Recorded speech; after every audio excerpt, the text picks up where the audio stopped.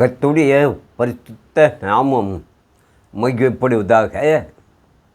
என் அன்பின் சொந்தங்களே, கிறிஸ்து இயேசுவின் இனிய நாமத்தினாலே உங்களுக்கு என் வாழ்த்தலை கூறிக்கொள்கிறேன். இந்த வேளையில் உங்களோடு இந்த அடிமை பகிர்ந்து கொள்கிற நற்செய்தி, நாம் தொழுது கொள்ளும் தேவன் நம்மோடு இருந்தால் நம்மிலே இருக்கின்ற அந்த ஒளியாகிய கிறிஸ்து இயேசு பிறர் மத்தியிலே வெளிப்படுவார். இந்த ஒளியை அநேகருக்கு பிரயோஜனமான பாத்திரமாக மாறிவிடும். இந்த பாத்திரம் பிறருக்கு பிரயோஜனப்படக்கூடிய ஒளியாக மாற வேண்டுமானால், இருளிலே இருக்கிற ஜனங்களுக்கு ஒளி வீசக்கூடிய ஒரு பாத்திரமாக மாற வேண்டுமானால், நம்முடைய வாழ்க்கை முறை எப்படி இருக்க வேண்டும், நம்முடைய வழிகள் எப்படி இருக்க வேண்டும். உங்கள் வெளிச்சம் பிறருக்கு பிரகாசிக்க கடவுது. நம் முன்னால் நிற்கிறவர்களுக்கு இந்த வெளிச்சம் பிரகாசிக்க கடவுது. அது எப்படி பிரகாசிக்கும்? நம் ஆண்டவராய் கிறிஸ்து இயேசு அவர் ஒளியானவர். அந்த ஒளியானவரை நாம் விசுவாசித்து ஏற்றுக்கொண்டால் அவர் நமக்குள்ளாக வாசம் பண்ணுவார். நம்மிலே இருந்து இருளிலே இருக்கிற ஜனங்களுக்கு வெளிச்சமாக பிரகாசிப்பார். அப்போ வெளிச்சமாக பிரகாசிக்க வேண்டுமானால் நாம் எப்படி இருந்தால் பிறரை நாம் கவர்ந்து கொள்ள முடியும்? பிறரிடத்திலே இந்த வெளிச்சத்தை எப்படி கொண்டு சேர்க்க முடியும்? ஒரே காரியம், தேவன் அன்பாகவே இருக்கிறார். நம்மிடத்திலே அன்பு இருந்தால், அன்பு ஆகிய கிறிஸ்து இயேசு நமக்குள்ளாக இருந்தால், எந்த இருளான ஜனமாக மனிதனாக இருந்தாலும் இந்த ஒளி அவர்களை வெளிச்சத்துக்கு நேராக ஒளிக்கு நேராக கொண்டு வந்துவிடும். இங்கே அருமையாக நமக்கு அதை வெளிப்படுத்துகிறார். மத்தேயு எழுதின சுவிசேஷம் 5வது அதிகாரத்திலே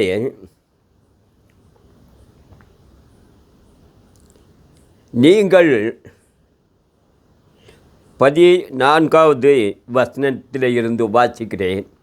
நீங்கள் உலகத்துக்கு வெளிச்சமாய் இருக்கிறீர்கள்.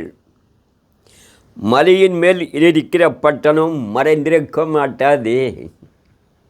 நீங்கள் உலகத்திற்கு வெளிச்சமாக இருக்கிறீர்கள்.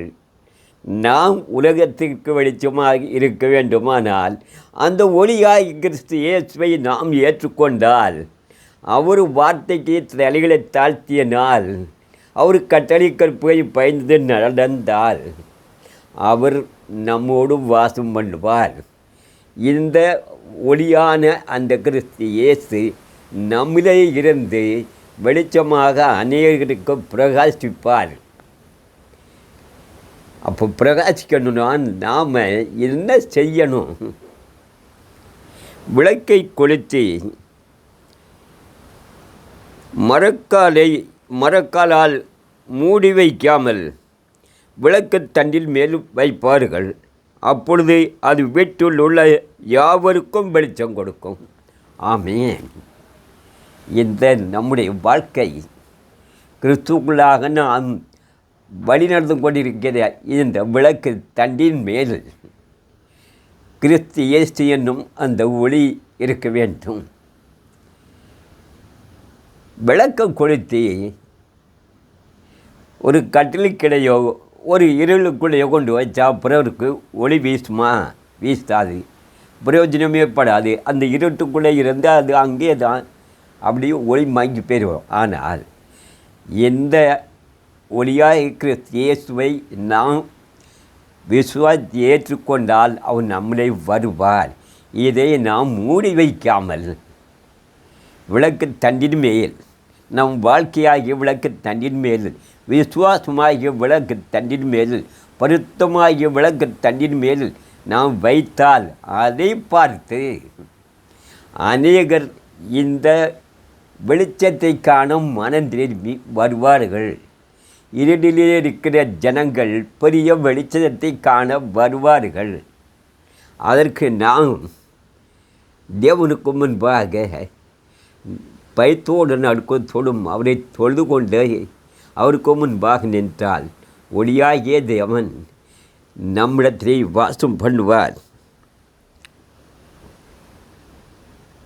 இவ்விதமாக மனுஷர் உங்கள் நற்கிரியை கண்டு பரலோகத்தில் இருக்கிற உங்கள் பிதாவை மகிமைப்படுத்தும்படி உங்கள் வெளிச்சம் அவர்களுக்கு முன்பாக பிரகாசிக்க கடவுளே. ஆமேன், ஆமேன். நம்ம யாருக்கிட்ட போய் இந்த கிறிஸ்துவை வெளிப்படுத்திடுமோ உங்கள் வெளிச்சம் மனுஷர் உங்கள் நற்கிரியைகளை கண்டு, ஒரு மனுஷன் நற்கிரியை பண்ணணும்னா ஆண்டவராக கிறிஸ்து இயேசு இருந்தால் மட்டும்.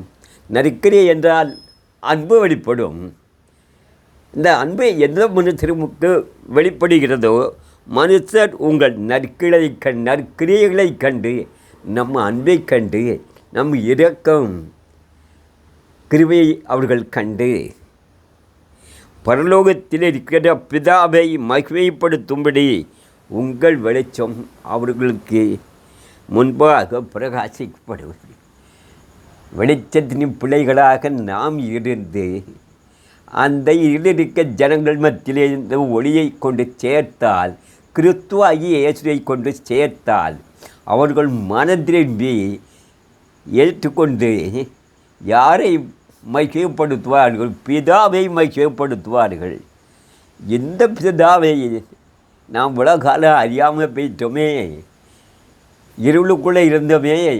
இப்போது அந்த இருளில் இருந்த நம்மை வெளிச்சக்கு நேராக நம்மளை வழிநடத்துகிறார்களே என்று அவர்கள் நம் மூலமாக பிதாவை மகிமைப்படுத்துவார்கள்.